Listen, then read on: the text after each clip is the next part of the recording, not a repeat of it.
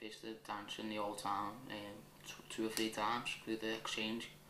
I thought that the architecture, the rich buildings, and you could tell we're all surrounded the area, and you could tell that Gdansk in its history had been a very, very rich city. We went by the river and there were lots of boats there, and you wouldn't expect it to be so nice and lively, and the markets were really nice and they sold really, really good things like bracelets and jewellery and clothes and makeup, and it was just really nice and peaceful. It's like my country, lots of people, people nice on the work, people care, like only stop, take picture, people don't care, and that's nice for me, that's a choice for me. The way the stalls were set out, the people standing, like there was music, people standing with music, and the way the restaurants were outside and people were standing saying come in. You don't have that in Liverpool. Gdansk basically looks fairly old-fashioned, but it respects its history. I mean, when looking around, you'll see that although in places like Liverpool they seem to pull down places that are getting old, retire them, whereas in Gdansk they have the decency to try and rebuild them again. Now, one of the first places we visited as part of the exchange that was most important was the post office.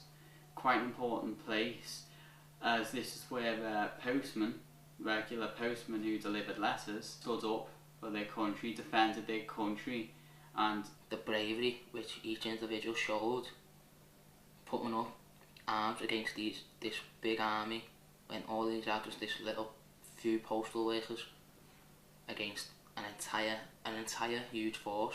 And then you look at it and you think, just to defend Gdansk in Poland, they done that, and it makes you think, what would you have done in that situation? Like, it was a really excellent thing to see, and it teaches you a lot about your history.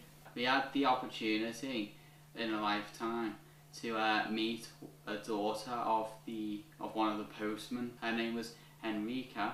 Meeting this woman, I thought, she's just going to say a few words, that's it, but she's really interesting, and I really got listening to it, because the person in charge of the whole resistance in the post office was killed in an hour, and then her father took over, ensured that then people carried on fighting for the whole of Poland. The fact that she says, the way her story about her father being killed, the rest of them being killed, yet they couldn't find any of the bodies until accidentally they were dug up in 1991. And as they were digging up to start building the car park, they came across these bodies in strange uniforms. These uniforms had the white eagle, which was a symbol of Poland, and the symbols of the post office.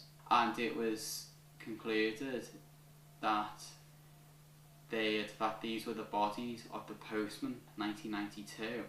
The postmen were finally given a proper burial that they deserved. And as a symbol for the postmen, whereas normal graves had their great cross, the postmen had this huge red brick monument, and it was good that they got, it was great that they got their proper burial.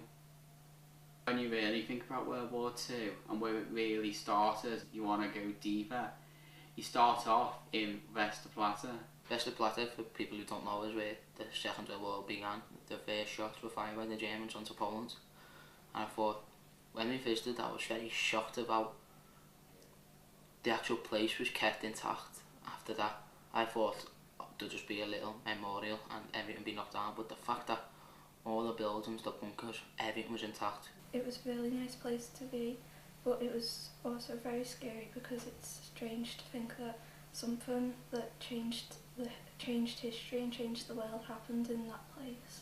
Their resistance was expected to last a few hours, yet it lasted a few days, which really, and you could tell it annoyed the Germans, but made the rest of Europe think what they could, that the Nazis weren't invincible.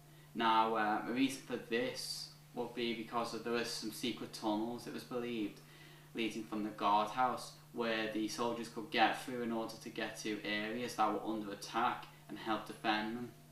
The soldiers had the disadvantage because whereas the Germans could just replace the troops that are in battle with fresh ones, these men couldn't, and so all they had to fight with to keep them going was their pride.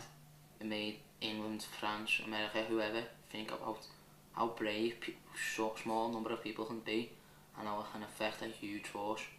We also visited Stutthof camp while we were in Poland.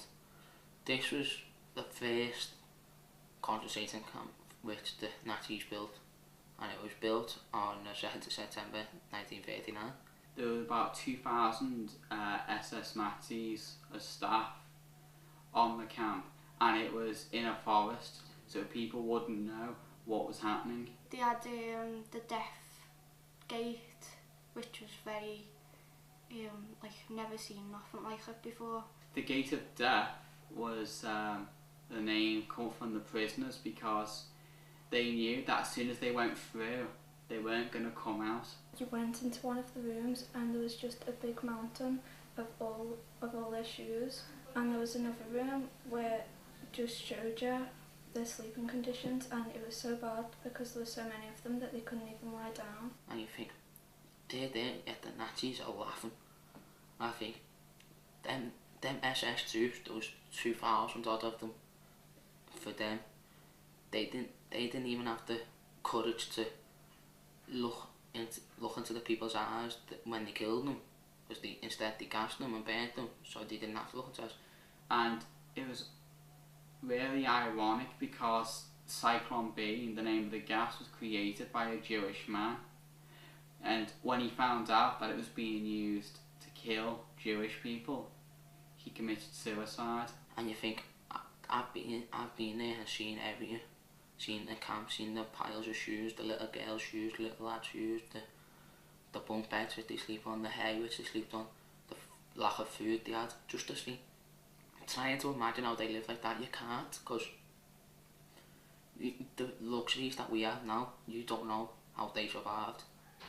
During the exchange, we took part in a number of workshops like games, and I found some of the images we created, some of the oppression images, some of the violent images we created during these workshops were interesting. How people found it difficult to create such images, yet found it easier to create images of happiness and friendship. It was really good to see how everybody from the different countries felt about each subject. A big game that we played which taught us a lot was a master and servant game. Most people hated bossing other people around and asking other people to be their slave, because it is horrific how can one person get someone else to do everything for them when they're human. This also taught us what it was like in the camp, the relationship between the soldiers and the prisoners. But it was hard to meet different people because a lot of them couldn't speak, English, we couldn't speak Polish, couldn't really speak Spanish, but I think everyone liked it. Everyone got on so well, everyone enjoyed themselves, everyone done everything together, had a laugh, went sat by the campfire, went banana boat, whatever. That showed that exchange, looking at Stutthof, the post office, everything, shows that people can be brave and friends together as one united thing. The best thing about going on holiday was experiencing new things and meeting everybody from all the different countries. It was nice hearing different languages even though you didn't know what they were saying. And you also make something great, like how you can change bad thing, make good things. So everyone all over Europe can't get along with each other and can't communicate no matter what, and can't be friends, can't have a laugh together no matter what, which shows that one person raining does not mean that everyone else has to not get along, and that. In the end, we should be grateful for what these people have done, and be grateful that even though it's tragic, that even though death is tragic, that the people who were in concentration camps died so we could be free.